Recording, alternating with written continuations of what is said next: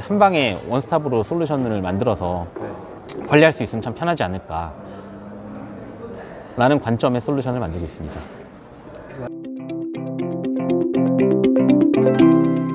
하시는 이런 경우 저는 금융회사, 금융투자 전문가들을 위한 솔루션을 만들고 있고요. 그 솔루션이라고 함은 투자를 하기 위해서 정보를 수집하고 정보를 의사결정을 해서 어떤 종목을 살지 고민을 하고 사람들이, 그리고 나서 주문 버튼을, 돈을 이체를 하고 주문 버튼을 누르고 나중에 매수를 한 다음에 다시 돈을 벌고 깨먹든 매도를 하고, 그 일련의 과정들이 상당히 손이 많이 가요. 왜냐면은 일반 개인 투자자도 전문 투자자도 블룸버그를 볼 수도 있고 슈카월드를 볼 수도 있고 유튜브부터 너무 많은 채널들이 있습니다. 요즘에 정보가 넘쳐나는 시대이기 때문에 그 넘쳐나는 정보를 잘 정제해서 나한테 맞는, 이제 퍼스널 파이낸스라고 하죠. 나한테 맞는 형태의 정보를 잘 수집해서 그거를 투자에 활용하고 위험성도 바로바로 체크할 수 있는 그런 금융 솔루션 전반을 저희가 만들고 있고요. 실제로 사람이 손으로 주문을 하는 그런 형태의 행동 패턴이 사실은 되게 비효율적이고 시간이 많이 드는 형태입니다. 거래해 보셔서 알겠지만 주식을 사든 파생을 사든 보면 하루 종일 그거를 보고 있어요. 나는 회사에서 일을 해야 되고 시간이 부족한데 그런 것들을 자동으로 주문이 나가고 내가 생각한 것들을 자동으로 손절이 되고 자동으로 익절이 되고, 그런 T왑이나 V왑, 그러니까 타임 웨이티드 에버리지 프라이스, 이런 개념들도 지금 전문 투자자나 기관들만 잘 알고 활용할 수 있는, 국민연금만 활용할 수 있는 무언가예요. 근데 그거를 좀 일반 대중들이 쉽게 쓸 수 있는 솔루션을 개인적으로는 장기적으로 만들고 싶고, 예를 들어서 삼성전자를 1조를 팔고 현대차 1조를 산다 라는 행위를 하려고 하면 시장에 임팩트를 너무 많이 주니까 보통 골드만삭스 같은 데다가 주문을 맡겨요. 국민연금은. 왜냐하면 이제 시간을 분할해서 10초에 한 번 거래되게 분할해서 가격을 폭락시키거나 폭등시키지 않게 하는 알고리즘들을 써야 되는데, 사실 개인들은 그런 알고리즘을 쓰는데 비용이 너무 많이 들거든요. 증권사에서 제공도 아직까지는 조금씩 해주고 있지만 많이 안 하죠. 그러니까 API를 붙여서 하는 것들은 많이 안 하고 있는데, 그런 솔루션이 한국에서도 필요할 거라고 생각하고 있고, 글로벌 미국 주식 시장의 80에서 90% 이상이 다 기계가 하는 매매예요. 골드만삭스는 2015년부터 트레이더들, 사람 손으로 하는 거래는 많이 줄여가면서 다 AI나 자동으로 이제 트레이딩이 되게 하는 그런 시스템들을 많이 만들었고, 금융 투자 시장에서의 약간 효율성을 만들어 보고 싶어서 저희는 지금 비즈니스를 하고 있습니다. 핀테크. 핀테크라고 볼 수 있죠. 그러니까 금융과 그 테크라고 하면 블록체인 혹은 기술이 주도가 되는 ICT 기업들, 지금 카카오나 라인이나 다른 많은 회사들도 금융업에 지금 진출하려고 하고 있고, 사실 그런 개발 쪽 IT라든지 개발 혹은 새로운 기술들이 금융업에 넘어오면 효율을 만들어낼 수 있는 게 정말 많거든요. 예를 들어 카카오뱅크 혹은 지금 2017년 이전에는 계좌를 만들려고 하면 항상 대면에서 가서 사인을 했어야 됐는데, 이게 98년 이후에 제가 알기로는 그 금융실명제법이 2017년에 바뀌면서 대면으로 증권사나 은행의 계좌 이제 만들 수 있게 됐어요. 그게 이제 고작 3년, 4년밖에 안 된 변화인데, 그런 변화를 바탕으로 카카오뱅크는 1000만, 2000만 이상 고객을 엄청나게 빠르게 하고 있고, 사실 기존의 그런 비효율적인 IT 기술을 이용해서 상당히 빠르게 변화하고 있는 게 요즘 세대고, 그런 것들이 꼭 미국이 아니더라도 국내에서 조금 선도적으로 솔루션을 만들면 저희가 글로벌 시장 진출할 수 있지 않을까. 왜 애널리스트들은 지금 모르지만 FM 가이드만 써야 되고, 데이터 애널리스트 보고서를 올려면 왜 FM 가이드만 써야 되고, 코스컴 체크 단말기, 인포맥스, 블룸버그 몇 개 없습니다. 근데 한국 솔루션들 중에서는 정말 글로벌리 블룸버그처럼 제공하는 애들이 아직은 없죠. 그게 결국 기술이 중심이 돼서 IT가 조금 더 많이 발전해서 기획을 하고 만들어야 프로덕트화 돼야 되는데, 그런 부분에 있어서 조금 이바지를 하고 싶다는 생각으로 지금 비즈니스를 하고 있습니다. 그럼 생긴 지는 얼마예요? 저희 지금 창업한 지가 2년 조금 더 됐고요. 지금 자체 자금으로만 하고 있고요. 저희가 자본금 내서 하고 있고, 이제 기관 투자를 받으려고 조금씩 알아보고 있습니다. 알고리즘, 거래를 하는데 알고리즘도 중요한데, 실제로 사람들이 시간이 부족하기 때문에 내가 원하는 종목을, 원하는 정보를 그때그때 바로바로 알고 싶다는 니즈가 있어요. 근데 그런 것들을 알려주는 앱들이 너무 산발적으로 많은데 그런 것들을 좀 애그리게이트해서 내가 원하는 정보, 예를 들어서 뭐 게임스탑이다 최근에 네. 같은 경우는 다날이다. 하나. 예. 그래 30%가 오른 종목, 오늘도 30%가 오른 종목.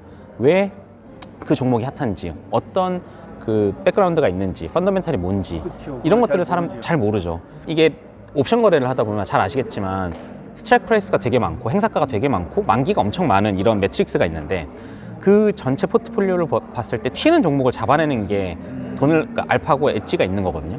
뭐 거래해 보셔서 알겠지만 갑자기 시장에서 가격이 튀는 것들이 있습니다. 오르던 빠지던 그런 움직임들은 이제 시장의 사람들의 행동을 반영해서 나오는 액션인데 그런 액션들을 빠르게 개인들이 습득할 수 있으면 액션을 나도 빠르게 취할 수 있거든요.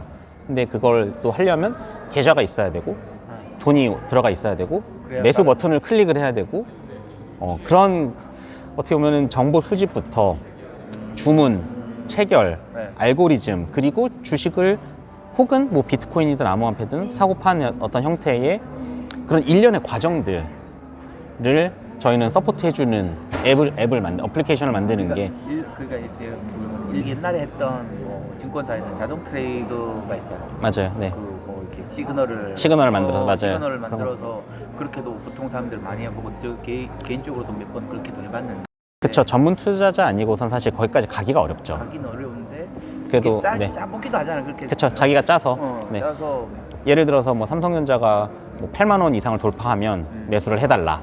그런 시그널을 만들 수도 있잖아요. 그런 솔루션 전반을 만들려고 하고 있고요.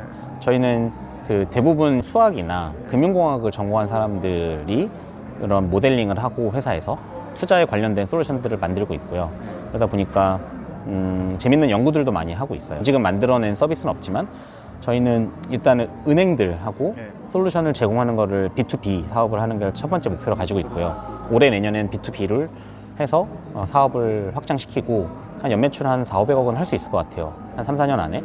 그 솔루션을 깐 다음에 금융기관들에서 필요로 하는 정보나 니즈들이 또 액션들이 있어요. 행동들을 또 분석을 하면 또 그것들을 일반 개인들이 조금 더 효율적으로 쓸 수 있도록 솔루션을 만들어줄 수도 있고 이게 되게 다양한 확장이 가능한 영역이거든요.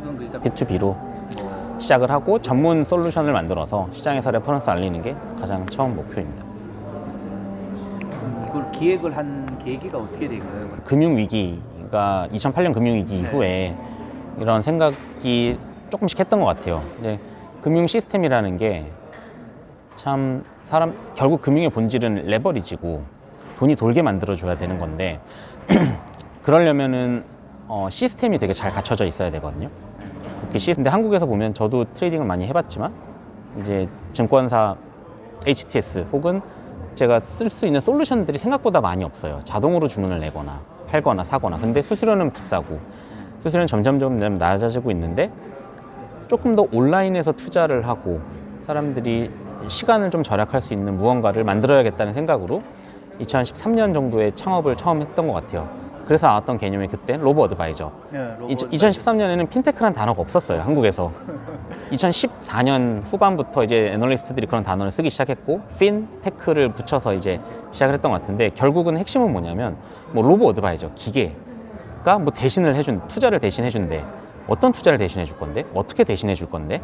모든 금융기관이 그런 것들을 고민을 했었고, 정보를 분석하는 시스템을 로보로 만들 거냐, 금융 AI를 붙일 거냐, 투자를 하고 엑스큐션이 되는 관점에서 그런 로보를 붙일 거냐, 혹은 금감원이나 뭐 SEC 등의 레귤레이션을 잘 지키는 방식에서의 기계가 그런 것들을 효율화시켜 줄 거냐, 이런 다양한 그 분야들이 있는 것 같아요. 그래서 핀테크 분야, 뭐 예를 들어 로보 어드바이저, 자산관리, 뭐 레귤레이션 테크놀로지, 해외 송금, 블록체인, 되게 다양한 분야가 있어요. 그런 분야들에서 다들 스타트업 회사들이 하나씩 자기가 잘할 수 있는 기술들을 가지고 사업을 하고 있고 그런 시장입니다. 그래서 시장의 변화가 어떻게 보면은 저한테는 사업을 시작하게 됐던 가장 큰 계기였던 것 같기도 하고, 사실 돈의 가치라는 게 금융위기 이후로도 되게 많이 떨어졌어요. 원래 국가에서 하던 일들을 이제는 기업들에서 합니다. 원래 국가 간의 전쟁들이 항상 있었는데 지금은 기업 간에 싸우고 있어요. 옛날에는 총과 칼을 들고 싸웠으면 지금은 온라인에서 싸우고 있어요.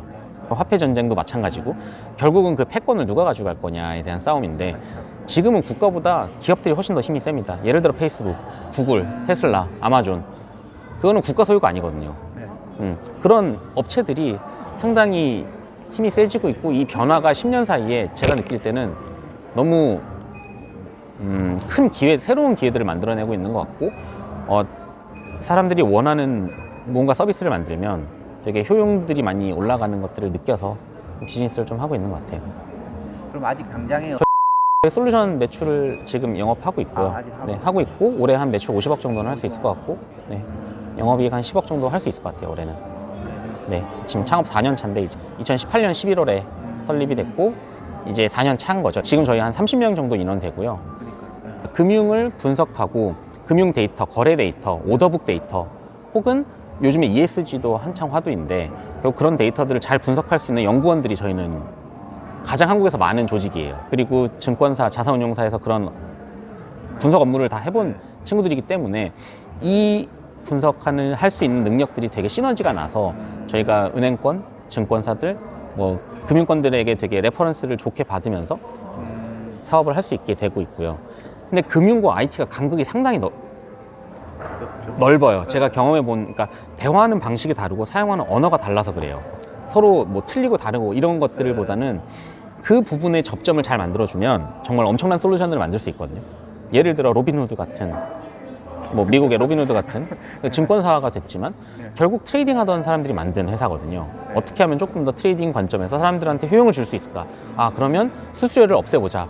수수료를 없더라도 다른 비즈니스 모델로 돈을 벌어낼 수 있고, 그 효용을 일반 리테일들한테 주자라는 게 어떻게 보면 로빈후드의 그냥 가장 기본적인 철학이었는데, 그런 스타트업이나 그런 철학을 가진, 생각을 가진 회사들이 왜 한국에서는 많이 나오지 않냐. 물론 좋은 회사들이 많죠. 쿠팡도 있고 토스도 있고 배민도 있고 다양한 스타트업들이 많지만, 금융의 관점에서는, 금융 혹은 금융 투자의 관점에서 시간을 줄여주고 효용을 만들어줄 수 있는 서비스는 아직까지는 많지 않죠. 들어본 기억도 그렇게.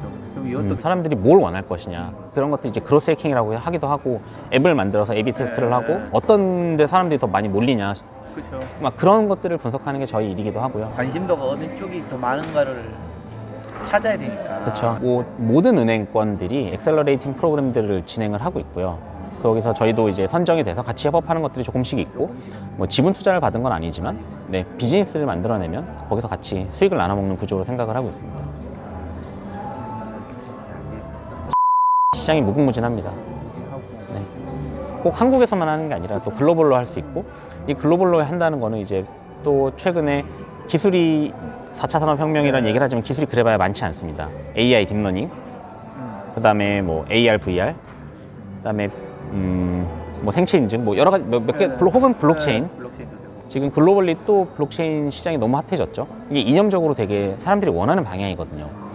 중앙화된 게 아니라 디센트럴라이즈된 무언가, 거기서 어떤 효용을 창출해낼 수 있을 것이냐는 이제 그 다음 활용에 대한 어플리케이션이라는 얘기인 거죠. 그래서 다날도 페이먼트 사업을 페이팔처럼 하겠다.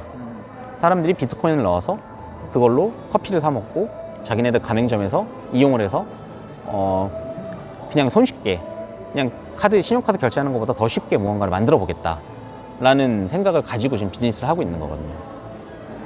그런 식으로 여기서 희소 가치가 있는 에셋 클래스고, 그걸 어떻게 투자하고, 뭐 가격이 오르고 빠지는 거는 사실 그거는 번외액이고 사람들이 원하는 거예요.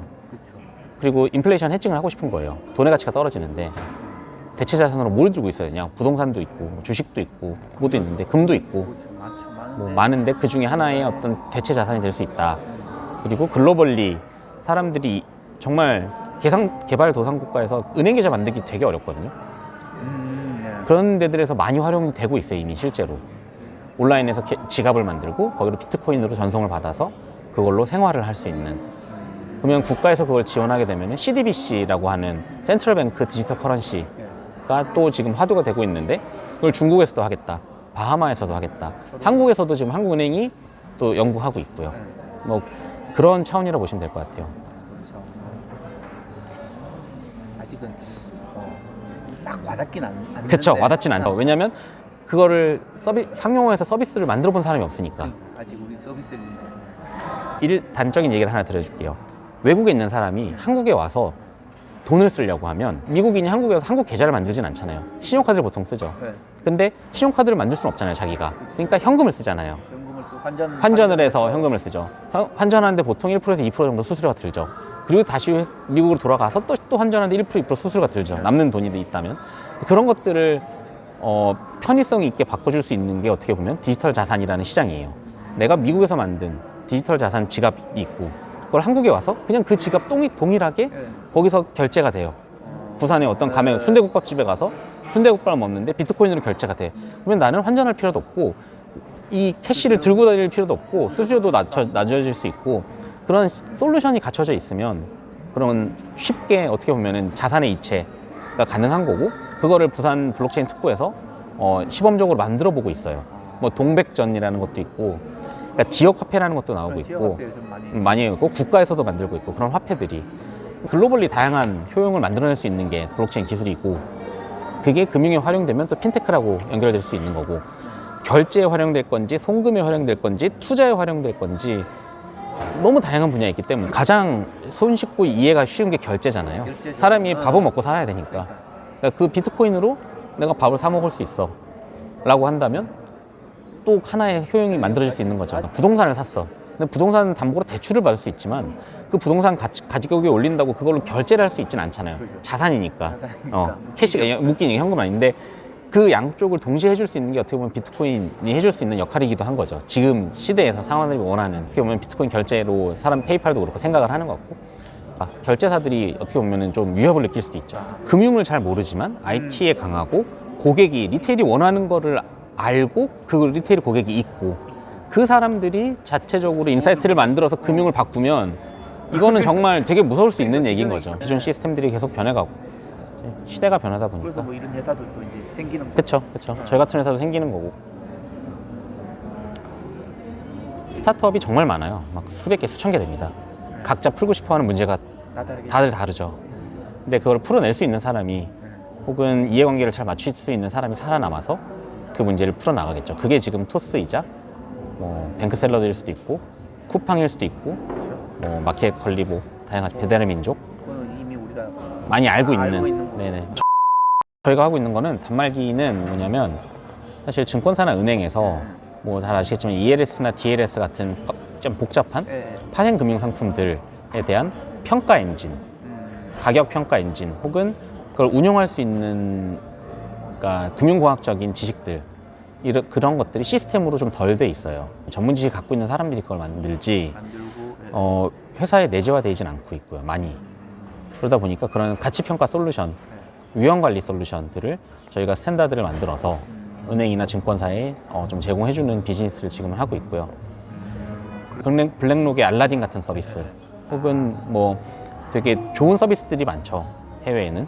근데 국내에는 조금 그런 서비스들이 많이 안 나왔다고 저는 생각하고 있고. 가치 평가를 확실히 안 돼 있으니까 개인들도 투자를 하기에 그쵸. 이게 증권사에서 눈탱이 맞는 거 아닌가 라는 고민을 하는 것들이 있는데 결국은 정보의 비대칭인 거거든요. 하고 이게 위험이 제대로 관리되고 있는지 사실 대표분들이 시스템이 제대로 돼 있지 않으면 회사에서 시스템 몇만 명인데 직원이 어떻게 돌아가는지 어떻게 합니까? 그러니까 그런 솔루션이 정말 너무 필요한데 한국은 금융업에서 사실 돈만 벌어내면 된다는 생각을 많이 갖고 있고 이런 시스템에 대해서 중요성을 좀 덜 느끼는 거죠. 그러다 보니까 그런 것들은 왜 바뀌지 않지라는 고민을 저도 금융권에서 오래 있다 보니 좀 하게 되었고 그 솔루션을 잘 만들어서 조금 글로벌 솔루션 대비 조금만 싸게 팔아도 혹은 저희가 정말 잘 만들면 더 비싸게 팔 수도 있겠지만 그런 효용들을 만들어갈 수 있다고 생각하고 있어요. 그 자본주의 관점에서 그리고 금융의 관점에서 레버리지를 엄청나게 많이 쓰고 있는 그 글로벌 관점에서도 이제 다들 공조화해서 다들 같이 이런 규제를 지키자라고 하는 룰들이 있어요. 예를 들어 바젤 3 최근에 이제 바젤 2.5에서 바젤 3로 바뀌어야 되고 이제 라이보 금리라 그래서 리보 금리라는 이제 영국 간 은행 간에 거래되는 금리 체계가 있어요. 한국에는 콜 금리라는 것도 있고 뭐 코픽스도 있고 다양한 뭐 CD 금리도 있고 코리보도 있고 근데 이제 리보라고 하는 금리가 이제 바뀌어요. 없어져요. 폐지가 됩니다. 왜냐하면 2012년에 리보 그 금리 담합 조작 사건이 있었고 이제 리보 금리를 폐지하면 어떤 무위험 금리를 어떤 금리를 쓸 거냐라는 이슈도 있어요. 그러면 국가마다 다 다릅니다. 어디는 소파를 쓰고 유럽 쪽은 소파를 쓰고 미국은 뭐 RFR, 그러니까 리스크 프리 레이트라 해서 어떤 금리를 쓸지, 한국은 그러면은 CD 금리로 써야 되는지 콜 금리로 써야 되는지 그런 거에 대한 연구를 한국은행에서도 하고 있고 저희도 그걸 리서치를 같이 해주고 있어요. 그러면 그 금리가 바뀌게 되면 뭐가 변하냐면 내가 투자해놓은 ELS나 금융상품들의 가치가 바뀝니다. 맞네.